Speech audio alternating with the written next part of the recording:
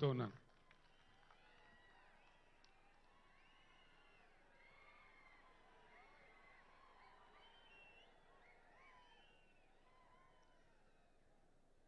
खमम की ऐतिहासिक और इनकलाबी धरती, स्टेज पर मौजूद तेलंगाना के लोकप्रिय मुख्यमंत्री श्री के चंद्रशेखर राव जी, आम आदमी पार्टी के नेशनल कन्वीनर और दिल्ली के क्रांतिकारी मुख्यमंत्री श्री अरविंद केजरीवाल जी, समाजवादी पार्टी के अध्यक्ष और यूपी के एक्स मुख्यमंत्री अखिलेश यादव जी, सीपीआई के जनरल सेक्रेटरी डी राजा जी और केरला के मुख्यमंत्री जो बोलकर चले गए हैं, और बाकी सभी बीआरएस पार्टी के नेतागण और ऑफिसर साहबान, और इतनी भारी संख्या में यहां पर हमारा हौसला बढ़ाने के लिए आने के लिए शुक्रिया। आपका एक एक कदम हमारे सर माथे पर। सबसे पहले सबको नमस्कार, सत श्री अकाल।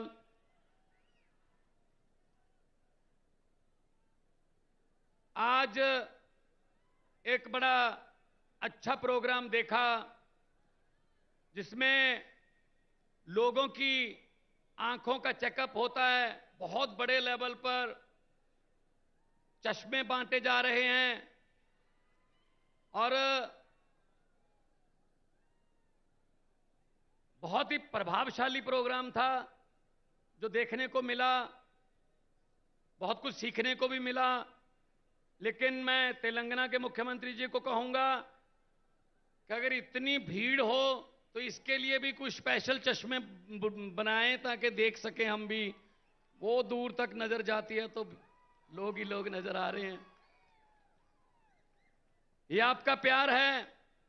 आपने घर से पहला कदम जब इस रैली की तरफ, इस फंक्शन की तरफ बढ़ाया, वो पहला कदम बदलाव का कदम था। आपका यहां पे आना इस बात का सबूत है कि आप देश को प्यार करते हैं। आपको चिंता है कि देश कहां जा रहा है। आपको इस बात का ज्ञान है कि देश नफरत की राजनीति को बर्दाश्त करने वाला नहीं है। यह देश एक गुलदस्ता है, अलग अलग रंगों के फूल हैं, लेकिन कुछ लोग चाहते हैं कि गुलदस्ते में सिर्फ एक ही रंग के फूल हों। यह हो नहीं सकता, यह हो नहीं सकता। जिस गुलदस्ते में सिर्फ एक ही रंग के फूल हों उसको ज्यादा देर देखा नहीं जाता। असल में फूलों की रंग की जो विभिन्नता है वही उसको गुलदस्ता बनाती है। तो आज देश क्या मांग रहा है? देश मांग रहा है रोजगार। Youngest country on the earth India, Bharat, लेकिन युवा बेरोजगार हैं। इन्होंने वादा किया था 2 करोड़ रोजगार हर साल पैदा करने का, वो भी जुमला निकला। इन्होंने वादा किया था किसानों की आमदनी दुगनी करने का, जुमला निकला। इन्होंने कहा था बहुत हुई महंगाई की मार, जुमला।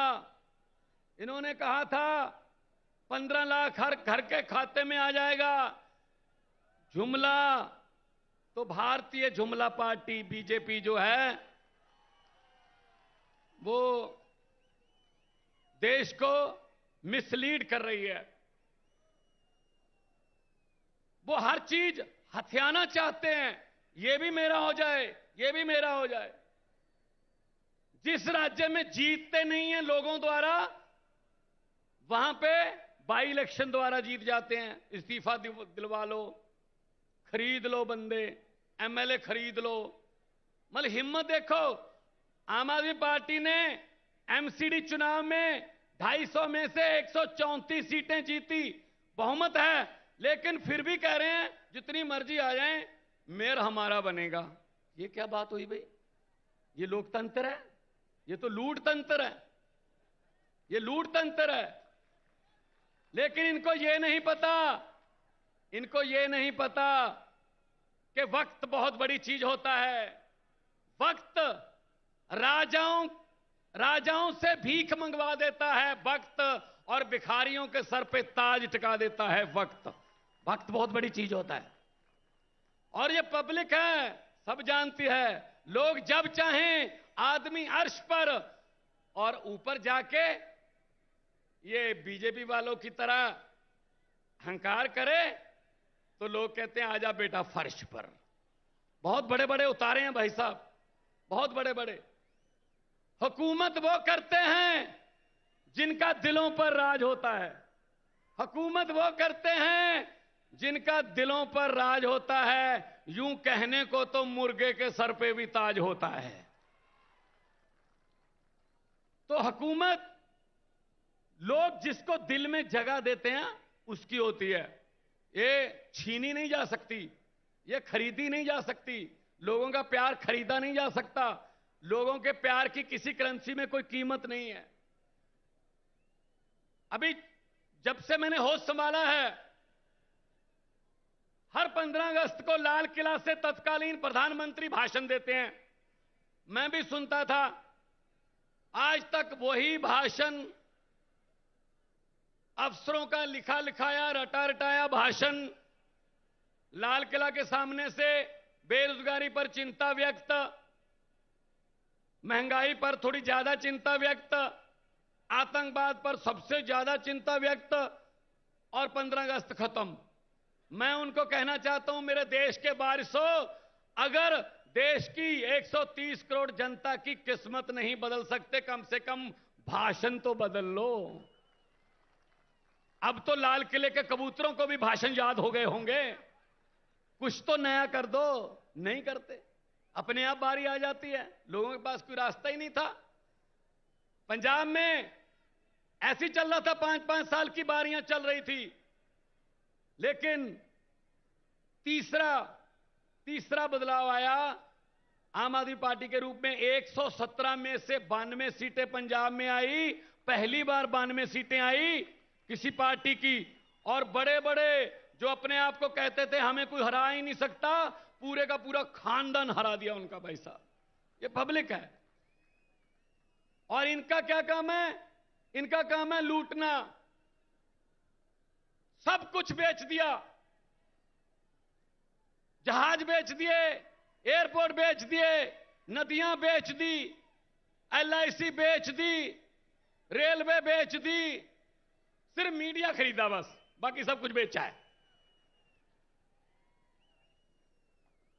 तो इसलिए मैं कहना चाहता हूं कि ये सिर्फ अपनों के बारे में सोचते हैं, अपने दोस्तों के बारे में सोचते हैं। जनता का कोई फिक्र नहीं है इनको।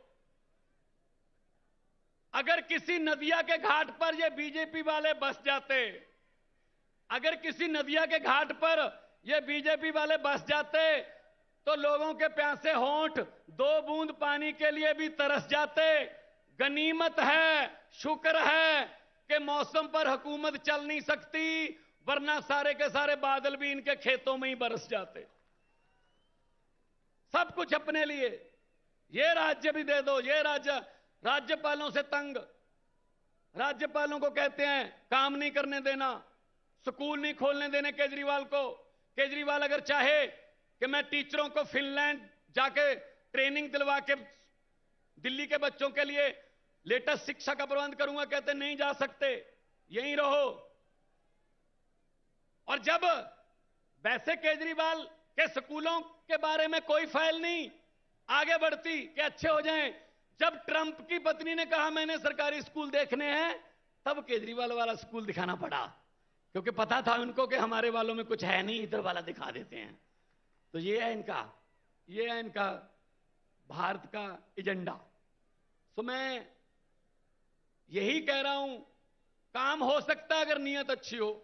यहां आए हैं, कुछ सीखने आए हैं। ये वाला कार्यक्रम, ये आंखों का, क्योंकि पंजाबी में कहावत है, दंद गए ता स्वाद गया, अखां गईयां ता जहान गया। दांत गए तो स्वाद गया, आंखें गई तो जहान गया। तो ये प्रोग्राम बहुत ही अच्छा, हम तो सीख के गए हैं। पंजाब में भी मैं इसी तर्ज पर शुरू करूंगा सारा प्रोग्राम। ये अच्छी चीज कहीं से भी सीखी जा सकती है, अच्छी चीज कहीं से भी सीख लो। ये नॉलेज शेयरिंग का जमाना है, स्टार्टअप का जमाना है, दुनिया गांव बन गई है, कहीं से भी कुछ भी सीख लो। तो मैं तो आज आपको ये कहने के लिए आया हूं और बधाई भी देने आया हूं आपके मुख्यमंत्री जी को, जिन्होंने संघर्ष किया और तेलंगाना के लिए संघर्ष किया, और तेलंगाना देश में चमक रहा है। और देश, क्योंकि देश जो है वो रंग बिरंगे फूलों का देश है। मैंने पार्लियामेंट में बोला था, ये कह रहे थे, डिबेट चल रही थी, 2-2 घंटे के भाषण दे रहे थे ये बीजेपी वाले, इस समाज को ये, इस समाज को ये बरादरी, ये समाज। मैंने कहा जी मुझे टाइम दे दीजिए। कहते टाइम है नहीं। मैंने कहा जी 30 सेकंड दे दीजिए स्पीकर साहब। कहते 30 सेकंड में क्या बोलोगे? मैंने 30 सेकंड में बोला। 30 सेकंड में मैंने कहा कि लंबे सफर को मीलों में मत बांटिए, लंबे सफर को मीलों में मत बांटिए, कौम को कबीलों में मत बांटिए। एक बहता दरिया है मेरा भारत देश, इसको नदियों और झीलों में मत बांटिए। सब कुछ आ गया इतने में, यहां ना पहुंचे रवि वहां पहुंचे कवि। तो पंजाब में 100 मोहल्ला क्लिनिक 15 अगस्त को बना दिया था, 26 जनवरी तक 400 और 500 मोहल्ला क्लिनिक बन गए। स्कूलों का कायापलट कर रहे हैं, एजुकेशन की तरफ ध्यान दे रहे हैं। करप्शन हमने लगभग बंद कर दी, और पकड़ पकड़ के इनके कांग्रेस के जो करप्ट नेता थे वो जेल में हैं। और कांग्रेस के बारे में तो ये मशहूर हो गया अब कि कांग्रेस किसी भी स्टेट में चेंज नहीं है, एक्सचेंज है। वो तो बस किसी की 2-4 एमएलए कम हैं तो कांग्रेस से खरीद लो, बहुमत जरा और तगड़ा करना है तो इधर से खरीद लो। वो तो कांग्रेस को तो अपने ऑफिस पे लिख लेना चाहिए, यहां पर लोगों द्वारा जिताए गए विधायक सस्ते रेटों पर बेचे जाते हैं। ये हालत है उनकी। उनका भी उतना ही कसूर है इस देश की बर्बादी में, जो आजकल चल रही है बर्बादी। तो देश नंबर 1 बनाना है ना। सब कुछ दिया इस देश को भगवान ने, हर किस्म का मौसम दिया, पहाड़ दिए, नदियां दी, कोयला दिया, मारूथल, पानी, समंदर, क्या, और इतने मेहनती लोग 130 करोड़। बस एक चीज नहीं दी, सच्ची नीयत वाले नेता बहुत कम दिए हैं। सच्ची नीयत वाली सरकार आ गई देश में, यही देश नंबर 1 बनेगा, यही देश नंबर 1 बनेगा। और मैं आखिर में 2 नारे लगवाऊंगा। शहीद आजम भगत सिंह, राजगुरु सुखदेव जब अंग्रेजों के साथ लड़ रहे थे आजादी के लिए, तब वो नारा लगाते थे, और उस नारे से अंग्रेजों की महलों की खिड़कियां कांप जाती थी। दोनों हाथ ऊपर करके नारा लगाना है, उनकी आत्मा को भी सुकून मिलेगा। चलो हैं अभी खमम में लोग जिन्होंने हमारा इनकलाब का नारा दिया, बुझने नहीं दिया। इस दिए में चाहे हमें तेल की जगह अपना खून डालना पड़े, लेकिन इनकलाब का दिया बुझने नहीं देना। दोनों हाथ ऊपर उठाकर इनकलाब, इनकलाब। लोगों को अक्सर कहते सुना है, जिंदा रहे तो फिर मिलेंगे। लोगों को अक्सर कहते सुना है, जिंदा रहे तो फिर मिलेंगे, लेकिन इस पंजाबी दिल ने कहा है, मिलते रहे तो जिंदा रहेंगे। बहुत बहुत धन्यवाद, बहुत बहुत मुबारकबाद आपको, बहुत बहुत शुक्रिया।